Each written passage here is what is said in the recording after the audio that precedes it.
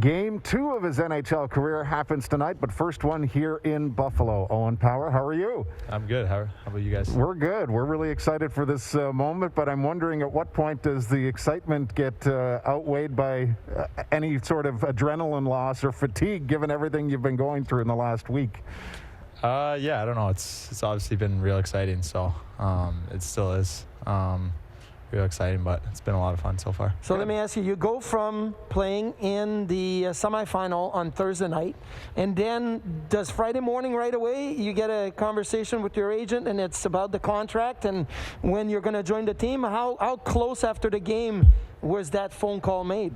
Yeah, I think it was next afternoon, kind of. Okay.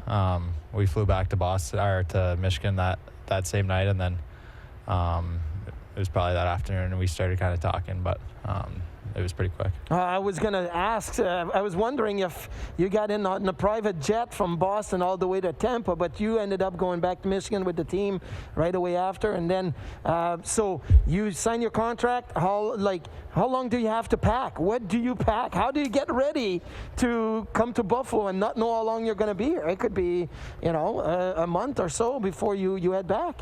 Yeah, I mean, I just kind of threw as much into as many bags as I could. So I was lucky I didn't have too much there. So I just kind of threw everything in and hoped that it was good enough. It's a short trip home now to get the stuff you need. Right? Yeah, it's a quick flight or a quick drive. I would say a quick drive. Now, how many people should we expect in your entourage in the building here this evening based on what we saw in Toronto? I think there's going to be quite a bit again. Nice. Oh, good. My mom was in charge of figuring that out, but she told me there's quite a bit. I would have to assume that you were pretty thankful for all her efforts the other night. It looked like an amazing group. What was the experience like just walking out to see them all after the game and be able to pull it all together with such a great performance by you and the team? Yeah, it was nice to be able to see them after the game and just kind of thank them for the support and coming out to the game. So it was obviously real nice to have them all there. What about your grandmother? She seemed to dominate social media with her again. With her experience there. How would you describe her and what she has meant to you? Yeah, I mean, she's huge. She has 11 kids, so I think that itself kind of says a lot about her. So I was pretty thankful that she was able to come out.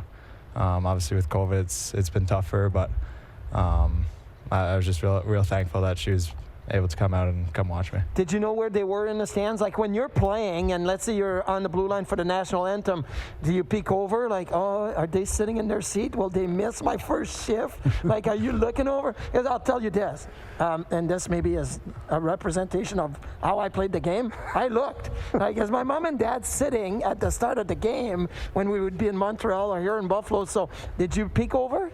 No, I mean, I had no idea where they're sitting. Oh, so, I was hoping that maybe you gave him a wave, like, hey, I'm here, like you're 5 years old, your first game, like, I'm here, Mom and Dad. No, none of that. So. Okay. Questions that I got on social media and people were asking. So your sticks, it says Go Blue and your number 22. At Michigan, does anybody have their names on their sticks or does it say Go Blue on all of them? I think everyone had Go Blue, whatever their number is, so I'm not sure why they have to do that, but we don't really get choice. Are you going to keep Go Blue on your sticks, or are you going to go with your last name on your sticks now? No, I think I'll go to my last name. So, because there's guys that, and I don't know why, like a guy like James Patrick, who played here and now coaches in Winnipeg in junior, actually was Peyton Krebs' coach in juniors. They nicknamed him Jeep.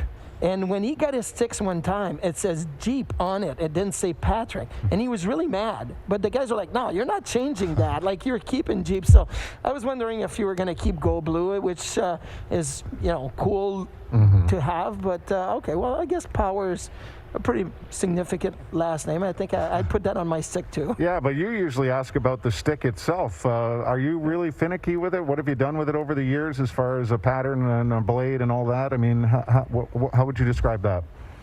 Yeah, I mean, I switch up all the time. I love looking at other guys' sticks, and if I see something I like, I'll try it out. So I think just this year I tried a bunch of different ones out, and I'm always someone that just wants to try new curves, different models. So I'm I wouldn't say picky, but I just like to try new things. Do you change up the tape too? Some guys go from white tape to black tape, toe, the full blade. Like, do you change everything when you feel like you need something different?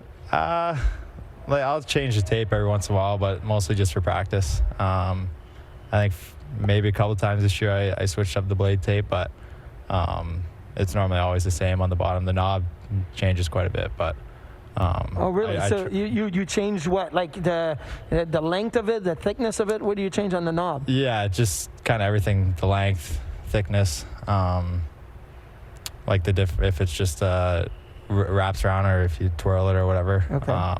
Just anything really. It's the same with the curves and stuff. If I see sign that I like on someone else's stick, I'll normally try it out. Is there one player that you're looking forward to play against, maybe to just peek at his stick?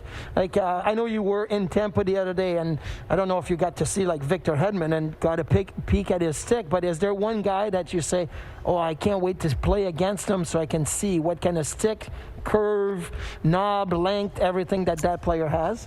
Yeah, I mean, I feel like I've been able to see a lot of them, but I think someone like Ovechkin. Oh yeah. I know he's got a pretty big hook, so I'd like to see that one kind of in person. So how would you describe, facing the opponents that you saw in Toronto and trying to defend them, and what that process was like on night one? Yeah, I mean, obviously it was a challenge, but I thought it was a lot of fun. I watched those guys since they've came into the league, so being able to play against them in my first game, I thought was a lot of fun and just a good challenge. What did you learn about Yoki Haru playing with him? And obviously the results speak for themselves. Everybody seemed pretty content, very happy with how everything went for the two of you. Yeah, I mean, he was really good to me in that game, just talking all game and kind of just telling me to go out there and play, and he's got my back if I make any mistakes. So I think he made the game pretty easy on me, and obviously he's a really good player. Does he have a great sense of humor? Yeah, he's pretty funny, so yeah. I would like to think Henry's a guy that can get you back in the moment pretty easily. He's not a very talkative guy, so the fact that you said you guys were talking a lot is kind of great. Now, do you like sitting right next to your D partner, or when you come back to the bench, or do you like give yourself some room, breathe, and then go back out there? Yeah, I don't mind. I feel like most of the time I'm probably not right next to them. I don't really care, though. Just whatever spot's kind of open, I'll go sit. The reason I'm saying that is because we had a coach years ago. He was a former goalie, so he didn't understand how the bench worked. But he yelled at the defenseman all the time, how come you guys don't sit next to each other? And what he didn't get is that when there's a change, like if you're both trying to get on the ice at the same time and you're right next to each other, it's complicated. Now, the forwards usually kind of say their lines together, but the Ds are usually get like separated a little bit because the change happens so fast, right? Yeah, I think if I know I'm going out next, I normally like to go at least one down. So just so if we're both hopping at the same time, I got enough room for my legs. So yeah, you got long legs too, so you gotta get a little bit more room.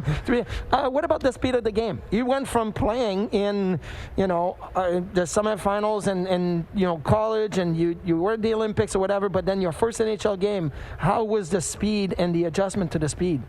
Yeah, I didn't think like the actual speed of guys skating up and down was that much different. I think just the way guys think and how much quicker they think, that was kind of the biggest adjustment. So I think guys just read the play a lot quicker and are always in good spots. So I think that was more of an adjustment than the actual physical speed. On the ice or off, one thing you will always cherish from that night in Toronto? I think just being able to play in my hometown and with all my family there. Scale of 1 to 10, how much did you enjoy the post-game celebration when you were presented with the Sabre? Yeah, it was pretty fun. I wouldn't say I'm someone who loves all that attention, but well, it was good. You're a man of few words, and when you said, thank you guys, let's go get another win, I thought that was perfect. Absolutely, right? And I think that's the philosophy for tonight. Owen, thanks so much for the time. Yeah, thank you.